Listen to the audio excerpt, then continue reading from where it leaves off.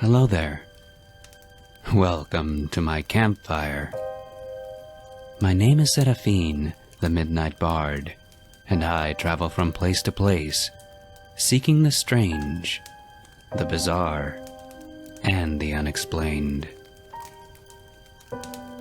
There is no stopping the forward march of time.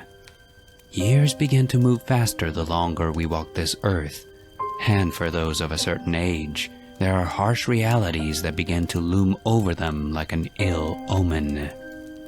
Friends go their own way, family stops calling, and the Grim Reaper looms ever on the horizon.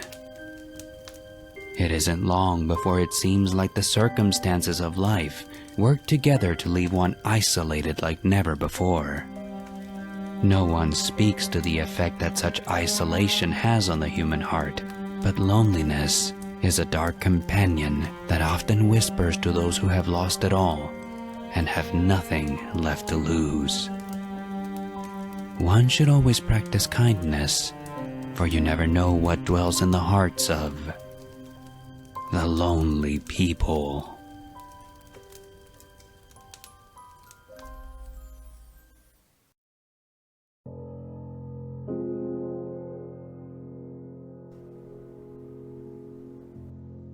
He will bleed in silence. That's all the note said, typed on a typewriter by the look of it and pasted onto a correspondence card. I found it underneath my door, and since then, my mind has circled around those 5 words. I pondered the meaning as I rode the elevator to the laundry in the basement. Mr. Perkins from 407 was doing a load alone as I entered, folding a pile of frayed-collared Oxford shirts. He was in his 80s, frail but dutiful. His smile seemed a reflexive courtesy, though, never reaching his eyes. "Hey, Mr. Perkins, how's the good fight going? Eleanor home yet?" He sighed. She won't be coming back. Eleanor was a hound mix, a sweet aging dog that Diane, our neighbor in the unit between us, despised. Dogs weren't allowed in the building, and Diane had made it her mission to make sure that rule known. I tried to help Mr. Perkins hide Eleanor, lied for him, showed him a DIY podcasting website where he could buy soundproofing foam. In the end, though, Diane still found out. What happened? His eyes watered. She was old. The kennel didn't love her the way I did. I thought back to Mr. Perkins' late wife. She had loved that dog too. Now he had lost them both. Diane's a cunt. Sorry, but she is. Yeah. His smile grazed his eyes for a moment.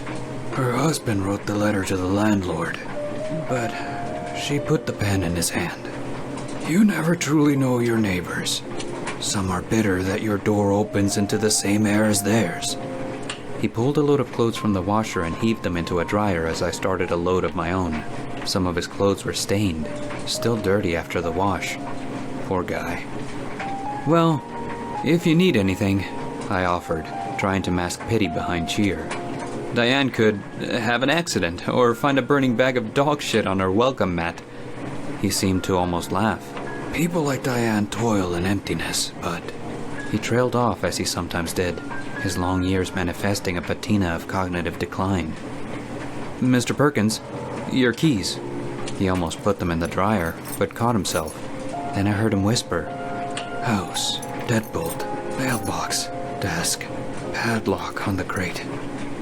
It was quiet, a reminder to himself. I wouldn't have remembered except that 3 days later, Henry Perkins passed away.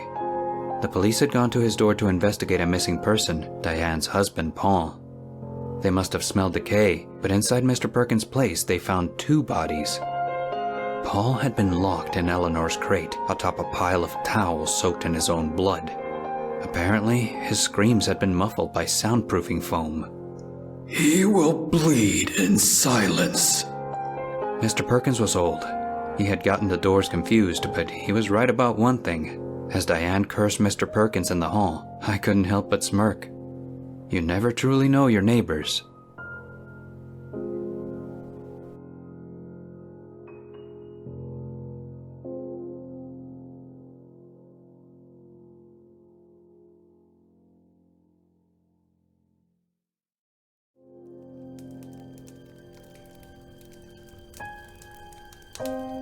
Every country in the world holds within it a quiet town.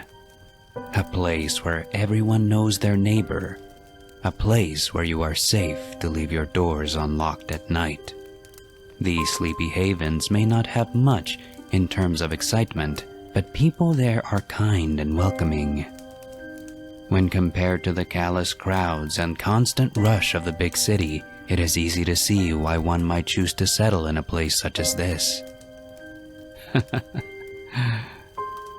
Darkness, unfortunately, seems to lurk in all corners of this world, no matter how peaceful and idyllic it may be. Every town has its share of happenings that everyone knows about, but no one dares to mention. A detective in one such town tries for years to find answers to a heinous crime. One day, the chilling truth is found within a simple confession letter.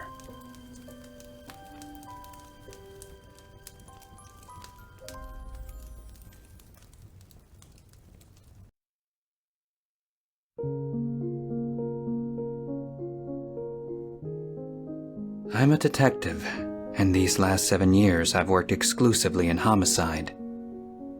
In November of my first year, a news anchor from the local TV station had been murdered and her naked body displayed in a popular park. Every November since, a prominent citizen of our little community has been murdered and similarly displayed in very public places. I've been on the team working the case from the start, and though it pains me to admit, up to this moment we've yet to come across a single clue as to whom the killer might be. After the 2nd November, the local paper dubbed the murderer the November Celebrity Killer, and then set about disparaging me and my colleagues over our inability to solve the case.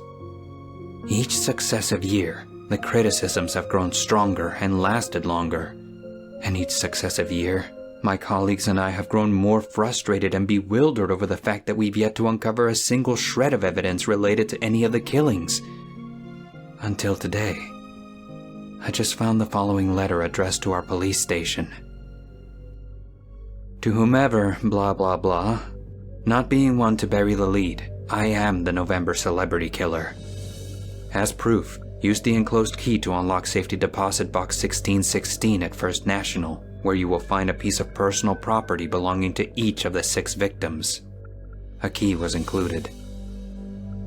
I have no explanation for having done what I've done, but the burden I feel from having taken these lives has increased to the point that I, ironically I suppose, can no longer sustain.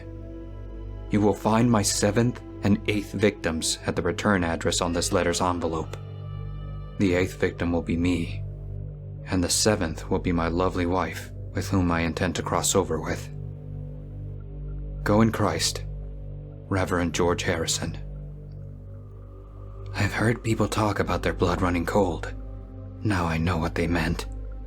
I heard the key in the front door, my husband returning from his errands, no doubt, one of which had been carrying the stack of mail from the foyer table to the post office, except for the one he'd accidentally dropped on the foyer floor.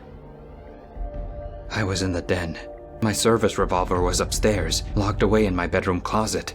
The foot of the stairs was near the front door, the door my husband had just entered. My training kept trying to kick in, but my heart kept getting in the way.